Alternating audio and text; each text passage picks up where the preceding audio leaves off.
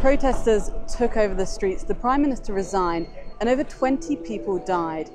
Here's how Nepal's anti-corruption protests unfolded and what could happen next.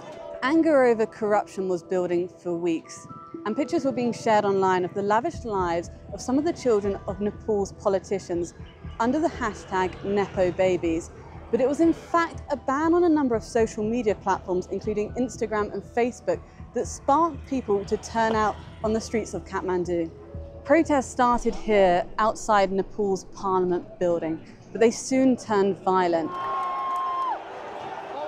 The protesters were able to break through the gates just behind me here, and the police had to push back the crowds using tear gas and rubber bullets.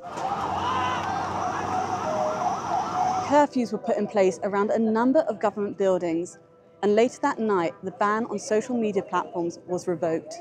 Protesters vandalised the homes of some of the country's politicians and set fire to some government buildings here, including the Supreme Court just behind me. Several more people died, and the country's Prime Minister, KP Oli, was forced to resign. Later that evening, hundreds of inmates were able to break out of 2 prisons here in Kathmandu.